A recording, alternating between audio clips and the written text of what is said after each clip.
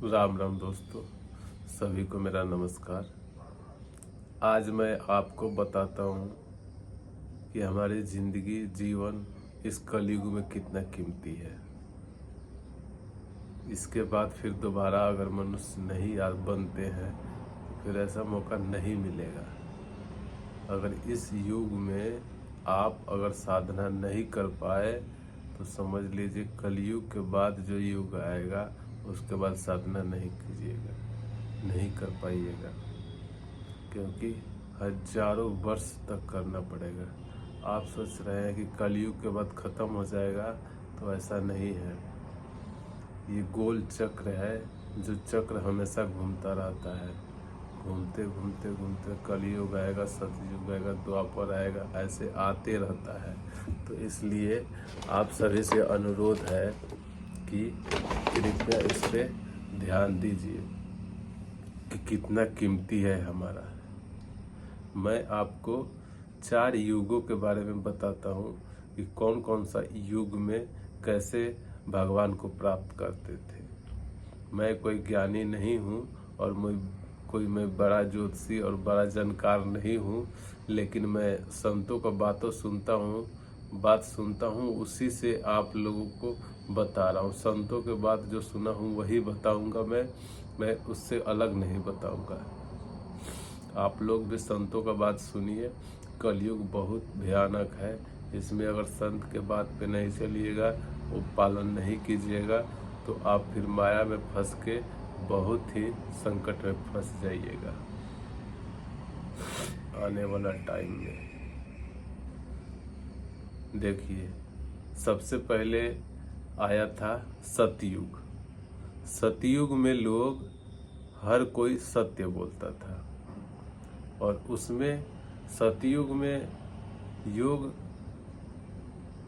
करते थे, जब जाके भगवान को प्राप्त करते थे। और वो योग 60 साल और 100 साल नहीं करते थे, दसों हजार वर्ष, 1000 वर्ष, ऐसे मतलब कोई पता ही नहीं कितना वर्ष। हड्डी हो जाती थी, शरीर गल जाते थे, इतना दिन योग करते थे, जब जाके भगवान प्राप्त होते थे। और फिर आया त्रेता युग। त्रेता युग में जितना आप यज्ञ कीजिएगा, यज्ञ से ही भगवान प्राप्त होते थे। उसका 100 कीजिए, 50 कीजिए, 1000 यज्ञ कीजिए, जब जाके भगवान प्राप्त होते थे। उसमें यज्ञ ही प्रधान था।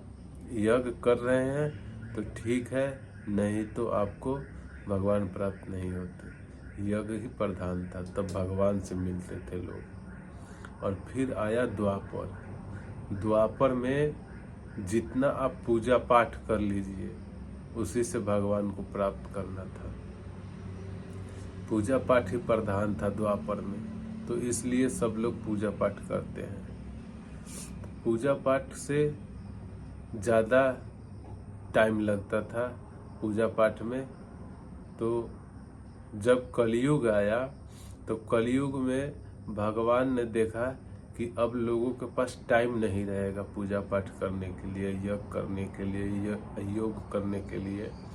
तो कलयुग में क्या किया प्रभु ने कि नाम दे दिया कि कलयुग केवल नाम आधारा, सुमिर सुमिर नर उतरे पारा। कलयुग में आप पूजा पाठ कीजिए, यज्ञ कीजिए, चाहे कुछ न कीजिए, धर्म का काम कीजिए और धर्म से रहिए, और बस कर्म अच्छा से कीजिए, और किसी को अधर्म का नहीं सोचिए। किसी के बारे में गलत मत सोचिए। खान पान सही रखिए और फिर नाम जाप कीजिए। कलयुग में बहुत ही आसान साधन है, एकदम कम उम्र में ही भगवान को प्राप्त कर सकते हैं। मात्र 60 साल की उम्र में 100 वर्ष की उम्र है हमारी ज़्यादा से ज़्यादा, तो उसी में भगवान मिल जाएंगे। हम लोग को 10 वर्ष और दसों हजार वर्ष तक योग तप नहीं करनी है। हमें बस नाम जाप करनी है। नाम जाप करते ही भगवान को प्राप्त हो जाएंगे। नाम जाप करने से आपको यहाँ मृत्यु लोक और परलोक दोनों जगह सही हो जाएगा। ये है मृत्यु लोक जहाँ हम रहते हैं, यहाँ भी और फिर परलोक भी, ये दोनों सही हो जाएगा। अगर नाम जाप नहीं कर रहे हैं तो सबसे बड़ा दुख वही है, अगर नाम जाप कर रहे हैं तो सबसे बड़ा सुख वही है।